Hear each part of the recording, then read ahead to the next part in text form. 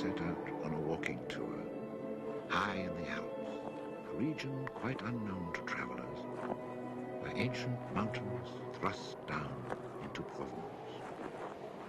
The trek began on barren moors, 12 or 1,300 meters above sea level, through land that was bleak and monotonous. Nothing grew there but wild lavender. My route led across the region at its widest point, and after hiking for 3 days, I found myself in a wasteland, desolate beyond description. I made camp near the remains of an abandoned village. The day before, my water supply had run out and I had to find some. The cluster of houses, although they were in ruins, reminding me of an old wasp's nest, made me think that once there must have been a fountain, or perhaps a well.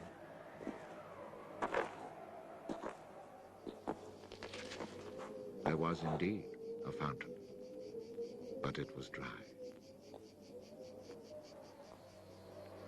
The roofless houses, eaten away by wind and rain, and the chapel, with its crumbling belfry, stood arranged like houses and churches in a living village.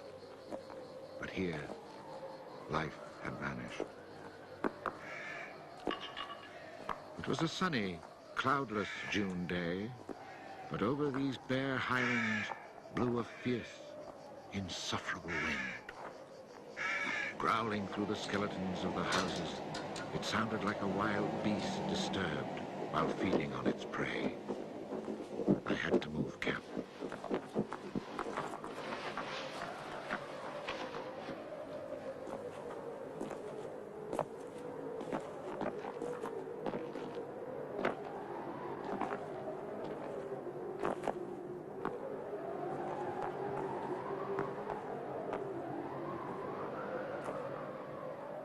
After 5 hours of walking, I still had found no water, and I could see nothing that gave me hope of finding any. Everywhere, I came upon the same drought, the same coarse weeds.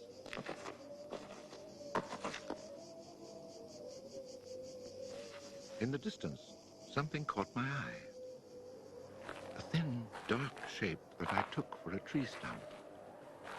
But just in case, I walked towards it.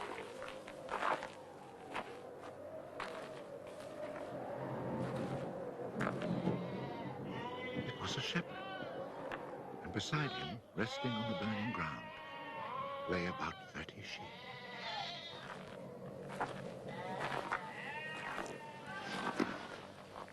He let me drink from his gourd, and presently he led me to his sheepfold in a hollow in the plain. He drew water. Excellent water it was, too, from a very deep, natural well over which he had rigged a simple windlass.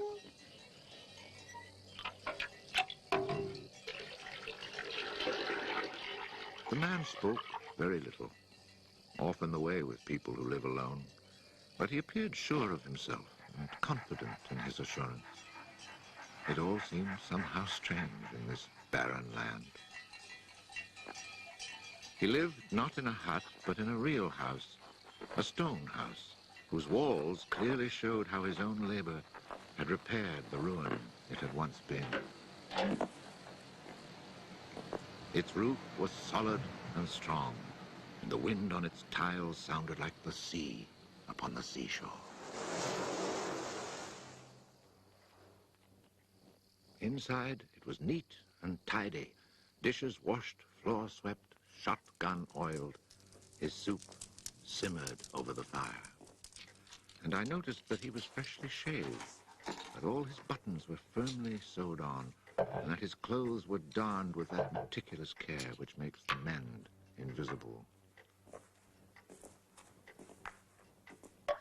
He shared his soup with me.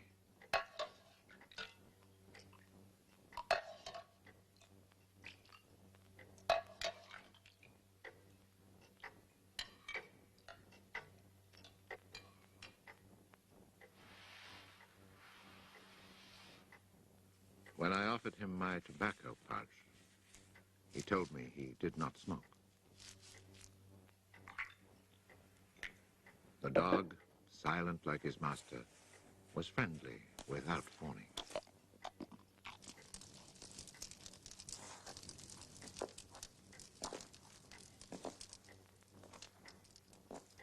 It had been agreed that I would spend the night.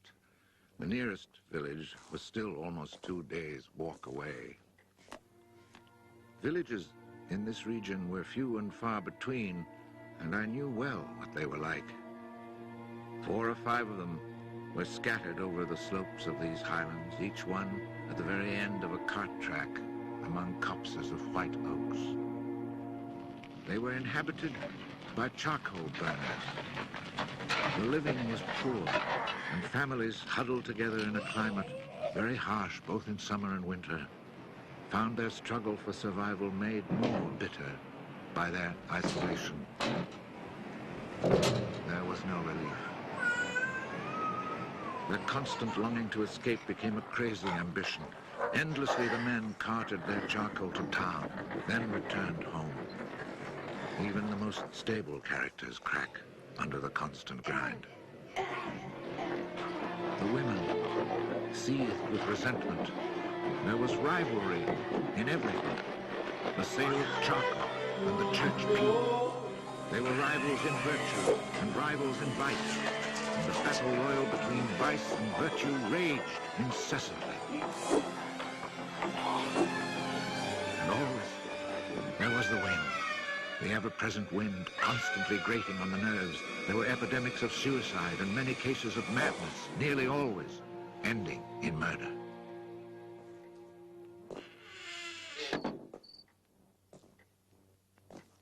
The shepherd, who did not smoke, went to fetch a little sack, and onto the table he emptied a pile of acorns. He began to examine them very carefully, one by one, separating the good from the bad. I sat, smoking my pipe. I offered to help, but he told me it was his work, and indeed, seeing how very carefully he carried out his task, I did not insist. That was the only time we spoke. When he had set aside enough acorns, he divided them into piles of 10. As he did this, he discarded the smaller ones, or those that were cracked, for now he was examining them very, very closely. When finally there lay before him 100 perfect acorns, he stopped, and we went to our beds. Being with this man brought a great sense of peace. The following morning, I asked him if I might stay on and rest for the day. He found that quite natural, or to be more precise, he gave me the impression that nothing could upset him. The day of rest was not absolutely necessary, but I was intrigued, and I wanted to learn more about him. He let his sheep out of the pen and led them to their grazing. Before he went, he took the little bag of carefully chosen acorns and put them into a pail of water to soak. I noticed that for a walking staff, he carried an iron rod as thick as my thumb and about as high as my shoulder.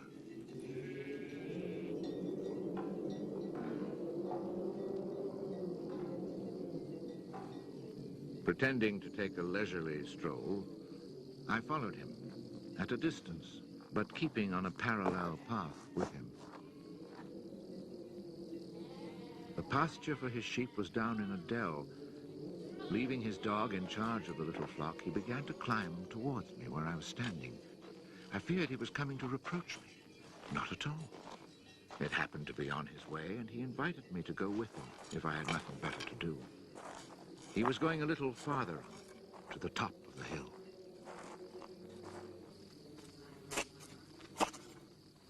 When we reached his destination, he began to drive his iron staff into the ground. He made a hole, dropped in an acorn, and filled in the hole.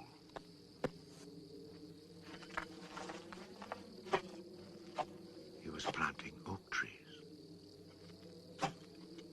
asked him if he owned the land. He said no. Did he know who owned it? He did not. He thought it was common land, parish property, or perhaps it belonged to people who did not care about it. That did not concern him. So with infinite care, he planted his 100 acorns.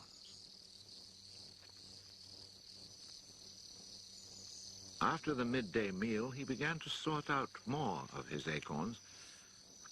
I suppose I must have been quite insistent with my questions, because he answered me. For 3 years, he had been planting trees in that desolate country.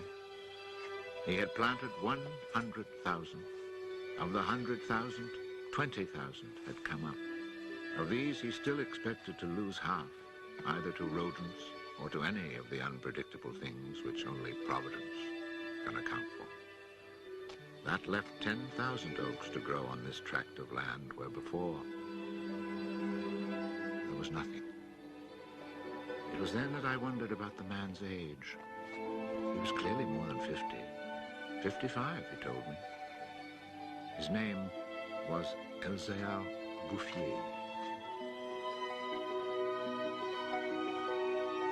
He had owned a farm down in the lowlands. It had been his life. He had lost his only son, and then his wife, and had withdrawn into this solitude where he was content to live quietly with his lambs and his dog. It was his opinion that the land was dying from lack of trees. He added that having nothing very important to do himself, he had resolved to remedy this state of affairs. I was young and only thought of the future as it affected me and my search for happiness. So I told him that in 30 years, those 10,000 oaks would be magnificent. He answered quite simply that if God granted him life, in 30 years he would have planted so many more that these 10,000 would be like a drop of water in the sea. Already he was studying the growth of beech trees and had a nursery full of seedlings grown from beech nuts. They're quite beautiful. He was also thinking of birches for the dales, where he told me there was moisture just below the surface of the soil. The next day, we parted. The following year came the First World War, in which I was engaged for 5 years. An infantryman was hardly likely to have trees on his mind.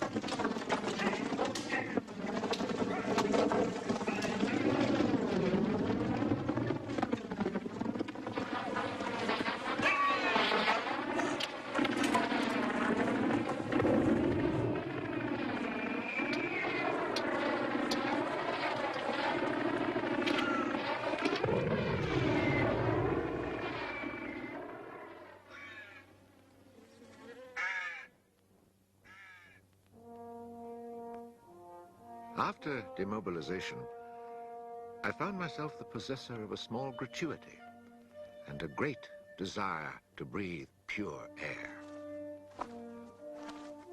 This was my only thought when I set off once more on the road to the barren land. The country had not changed. However, in the distance, beyond the deserted village, I noticed a sort of grayish mist that lay on the hilltops like a carpet. The shepherd who planted trees had been in my mind since the day before. 10,000 oak trees, I thought to myself, really need a lot of space. I had seen so many people die in those 5 years, it was easy to imagine that Elzéar Bouffier, too, was dead, especially since at 20, we think of men of 50 as ancient with nothing left to do but die.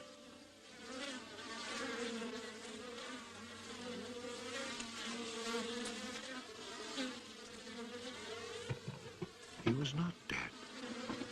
He had changed his occupation. had only 4 sheep left, but now he had over 100 hives of bees. He had given up sheep because they threatened his young trees. The war had not disturbed him, and he had calmly continued his planting.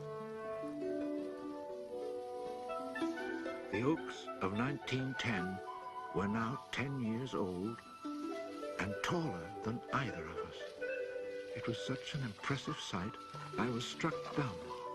And as he never said a word, we spent the whole day in silence, walking through his forest. It was in 3 sections and measured 11 kilometers long and 3 kilometers at its widest.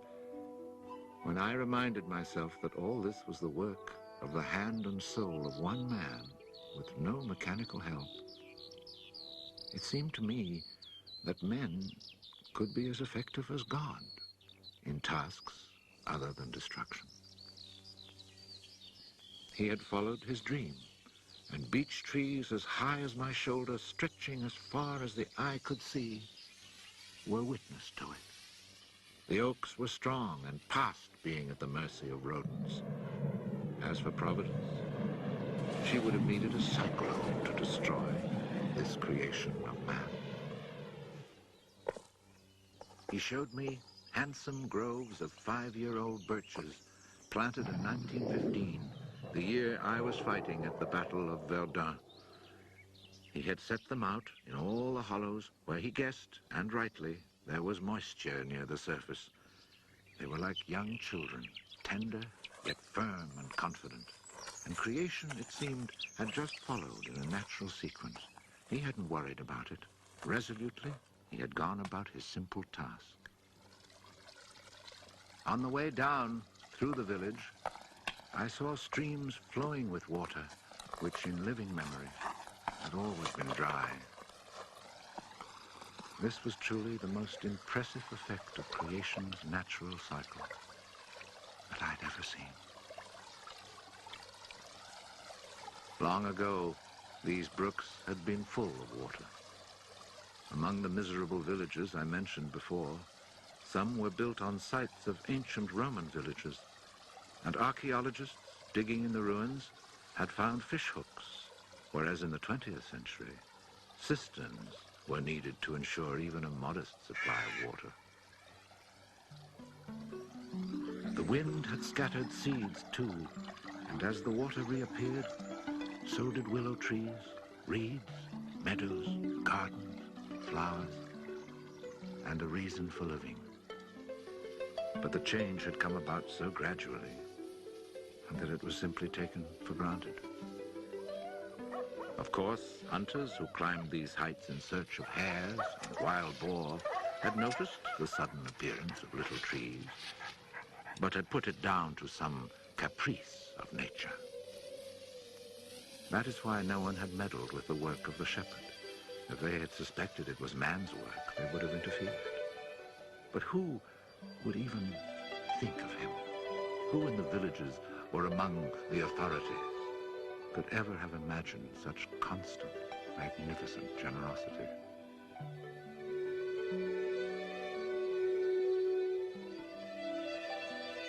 Each year from 1920 on, I paid a visit to Elzéar Bouffier. I never saw him lose heart, nor was he ever deterred. And often, God knows, it must have seemed that heaven itself was against him. I never tried to imagine his frustrations, but to achieve such an end, he must have had to overcome many obstacles. For such passion to succeed, he must surely have fought and conquered despair. We must remember that this exceptional man had worked in utter solitude. Solitude so complete that towards the end of his life, he had lost the habit of speech. Oh, perhaps he saw no need for it. In 1933, he was visited by an astonished forester who notified him of an order that lighting fires outdoors was forbidden for fear of endangering this natural forest. It was the first time the forester told him naively that he had ever seen a forest grow of its own accord. In 1935, a whole delegation from the authorities arrived to look at the natural forest. There was a high-ranking official from the Forestry Department, an elected member of Parliament, technical experts. And there was a great deal of talk. It was decided something must be done. Fortunately, nobody did anything except for the one good thing. The forest was placed under government protection and charcoal burning was prohibited. For it was really quite impossible not to be enchanted by the beauty of these young, healthy trees. And they had even managed to cast their spell over the Member of Parliament.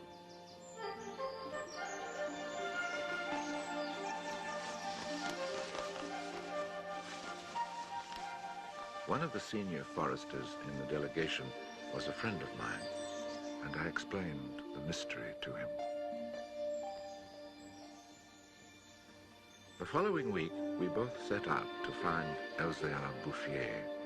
He was hard at work about 20 kilometers from where the official inspection had taken place. I was right about my friend the forester. He was able to appreciate all he saw.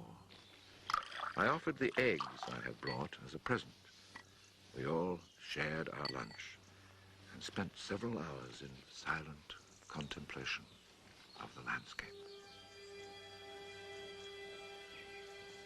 The slopes we had climbed on our way up were covered with tall trees 4 times our own height. I remembered how it had looked in 1913, desolate, but quiet, regular work, brisk mountain air, the simple life, and above all, peace of mind, had endowed this old man with almost awe-inspiring health. He was one of God's athletes. I wondered how many more hectares he would cover with trees. Before we took our leave, my friend made one small suggestion about the kinds of tree which seemed to suit the soil here. He did not press the point, for the simple reason, he told me afterwards, that this man knows more about it than I do. The idea must have been turning over in his mind, for after we had walked for an hour, he added, he knows more about it than anyone else in the world. He's found a perfect way to be happy. Thanks to this forester, not only the forest, but the happiness of Elzéar Bouffier were protected. The only serious danger to his work occurred during the Second World War. Cars being powered by wood-burning generators. There was never enough wood. So cutting was begun among the oaks of 1910, but they were so far from transportation routes that the whole enterprise proved financially unsound. It was abandoned.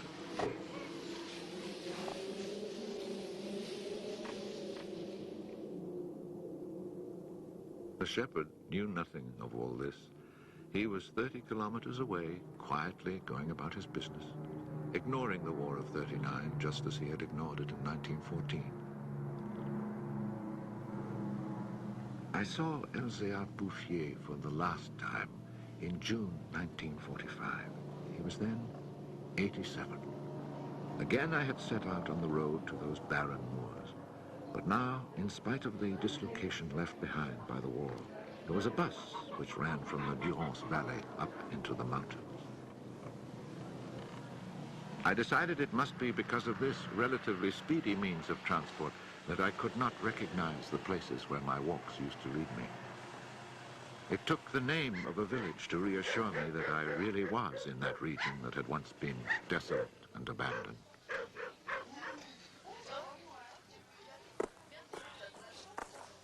The bus dropped me at Vergon.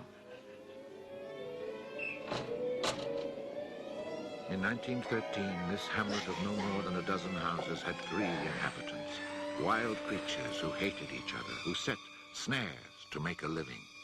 They were people without hope. Now everything was different, even the air itself.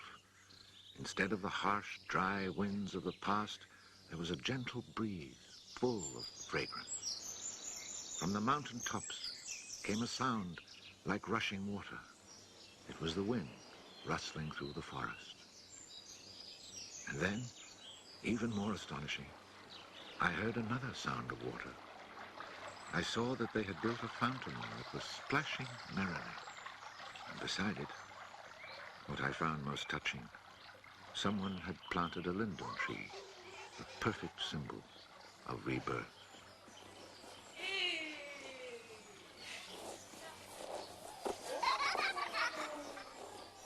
Moreover, Vergand showed signs of the kind of labor that only hope can inspire.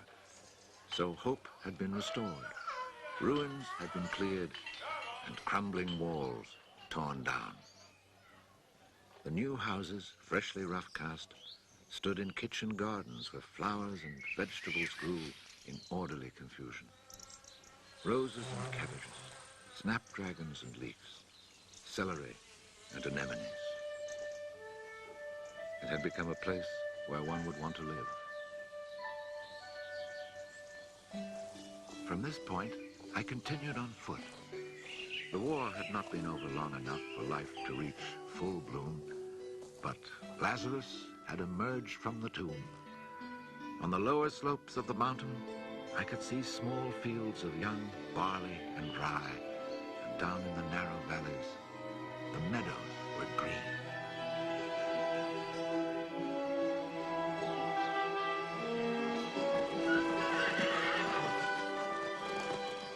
It has taken only 8 years since then for the whole countryside to glow with health and prosperity. Where I had seen ruins in 1913, there now stand clean, freshly plastered farmhouses, evidence of happy, comfortable lives. Dry springs fed by snows and rains, now conserved by the forest, have begun to flow again. In the maple groves, each farm has its fountain brimming over onto carpets of fresh mint. Bit by bit, the villages have been rebuilt. People have come to settle from down in the plains where land is expensive. They have brought youth, life, and the spirit of adventure. On the roads, one meets people glowing with health, and boys and girls laughing as they enjoy their rustic pleasures.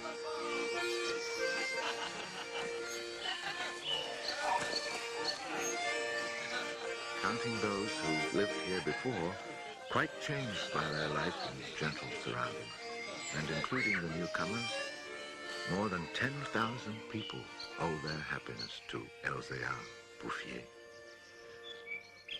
When I think that one man, one body, and one spirit was enough to turn a desert into the land of Canaan, I find after all that a man's destiny can be truly wonderful. But when I consider the passionate determination, the unfailing generosity of spirit it took to achieve this end, I'm filled with admiration for this old, unlearned peasant who was able to complete a task worthy of God. Elzéar Bouffier died peacefully in Banon in 1947.